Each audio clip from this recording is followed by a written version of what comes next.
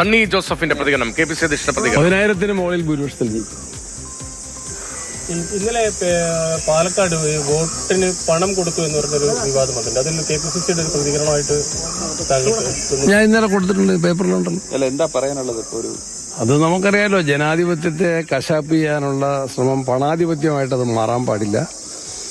അത് കർശനമായിട്ട് അതിനെതിരെ നിയമ നടപടികൾ സ്വീകരിക്കണം. കണ്ണൂരിൽ എത്ര സീറ്റാണ് പ്രതീക്ഷിക്കുന്നത്? കണ്ണൂര് ഭൂരിപക്ഷ സീറ്റാണ്, 11 സീറ്റും.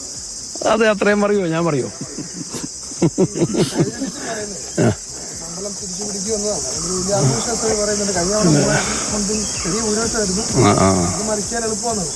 അതെ, 3 പ്രാവശ്യം ജയിച്ചു, 4ാമത്തതിന് കൂടുതൽ ഭൂരിപക്ഷത്തിൽ ജയിക്കും. തദ്ദേശ തെരഞ്ഞെടുപ്പിലെ റിസൾട്ട് ഇല്ലേ, പാർലമെന്റ് ഇലക്ഷനിലെ റിസൾട്ട് ഇല്ലേ, ജനവികാരമില്ലേ, അതെല്ലാം നമുക്ക് സർവേകളിലൊന്നും വലിയ മെജോറിറ്റി ഒന്നും UDFന് പ്രഡിക്റ്റ് ചെയ്യുന്നില്ല. കഴിഞ്ഞ സർവേയില്, കഴിഞ്ഞ 2021 ഇലക്ഷനില് പല മേജർ ചാനലുകളും ഞാൻ നോക്കുന്നായിരുന്നു സർവേ. എനിക്ക് ജനങ്ങളെ സർവേ നന്നായിട്ടറിയാം, ജനമനസ്സറിയാം. ഞാൻ ഏത് ഇലക്ഷനിലും ഇവിടുത്തെ എൻ്റെ ഭൂരിപക്ഷത്തെക്കുറിച്ച് ഞാൻ മുൻകൂട്ടി പറഞ്ഞിട്ടുണ്ടോ അതായിരുന്നു എൻ്റെ ഭൂരിപക്ഷം. അടിയൊഴുക്കുകൾ UDFന് അനുകൂലം എന്നാണ് കരുതുന്നത്.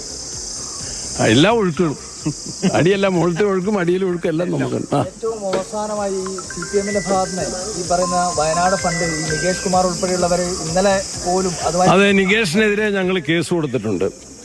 നികേഷിനെ പോലെ സാധാരണഗതിയിൽ വിവരം ഉണ്ടെന്ന് ധരിക്കുന്ന ആൾ അങ്ങനെ പറയാൻ പാടില്ലായിരുന്നു. എന്താ അദ്ദേഹം പറഞ്ഞത്? വേറൊരു അക്കൗണ്ട് ഉണ്ടെന്ന് പറഞ്ഞു. ആ അക്കൗണ്ട് ഏതാണ്? അതിൻ്റെ നമ്പർ വേണ്ടേ? അങ്ങനെ ഒരു അക്കൗണ്ട് ഉണ്ടെങ്കിൽ അതിൻ്റെ നമ്പർ വേണ്ടേ? ഏത് ബ്രാഞ്ചിലാണ്, ഇത്ര നമ്പർ അക്കൗണ്ടാണ്, അതിലേക്ക് എത്ര പൈസ വന്നു? കാർഡ് അടച്ചു വെടിവെക്കാവോ? കണ്ണടച്ചിരുട്ടാക്കാവോ? പിന്നെ പറഞ്ഞു ഒരു വിദേശ വ്യവസായിയുടെ അക്കൗണ്ടിലേക്ക് ട്രാൻസ്ഫർ ചെയ്തു എന്ന് പറഞ്ഞു. അത് ഏത് വ്യവസായി, ഏത് അക്കൗണ്ടിലേക്ക്, എത്ര രൂപ?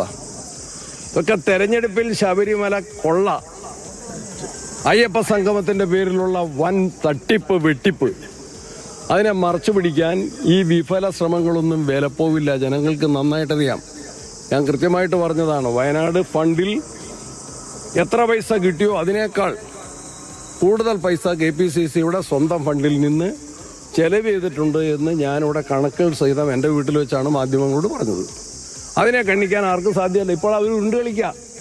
ശബരിമല വിഷയവും അയ്യപ്പ സംഗമവും മറ്റഴിമതി കേസുകളും മറച്ചു പിടിക്കാൻ വേണ്ടി ഈ ഓലപ്പടക്കം, ഇത് പൊട്ടാത്ത പൊട്ടാസാണ്. ഇത് ചീറ്റിപ്പോവും, ചീറ്റി കഴിഞ്ഞു. ടോണ് മാറുന്നത് ശരിയെന്നാ. കാരണം എന്നാ, I am more sincere in it.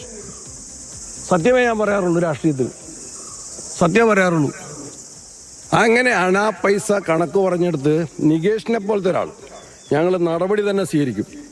Nikesh ഉത്തരം പറയും, ഉത്തരം പറയിച്ചിരിക്കും.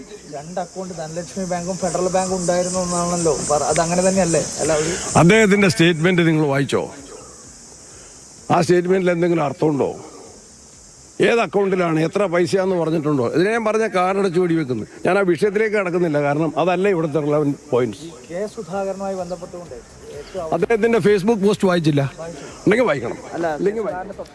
സണ്ണി വക്കീൽ രാവിലെ ദേഷ്യപ്പെടുന്നുണ്ട്. അതിന് വളരെ പ്രധാനപ്പെട്ട കാര്യമുണ്ട്. തന്റെ ഇന്റഗ്രിറ്റിയെ ചോദ്യം ചെയ്യുന്ന തരത്തിലാണ് ഈ ആരോപണം വന്നിരിക്കുന്നതാണ്. വയനാട് ഫണ്ട് പരമാവധി ചർച്ചയാക്കാൻ LDF ശ്രമിച്ചിരുന്നു. ഇന്നലെ ഉയർന്ന ആരോപണം, അതായത് കോൺഗ്രസിന് 2 അക്കൗണ്ടില്ല, ധനലക്ഷ്മി ബാങ്കിലെ അക്കൗണ്ടേ ഉള്ളൂ, ഫെഡറൽ ബാങ്കിൽ അക്കൗണ്ട് ഉണ്ടായിരുന്നു, അതിലേക്ക് പണം വന്നു എന്ന ആരോപണം നിയമപരമായി നേരിടും, അതിന് മറുപടി പറയിക്കുമെന്നാണ് KPCC പ്രസിഡന്റ് വോട്ട് രേഖപ്പെടുത്തിയതിനു ശേഷം പറയുന്നത്. ഇപ്പോൾ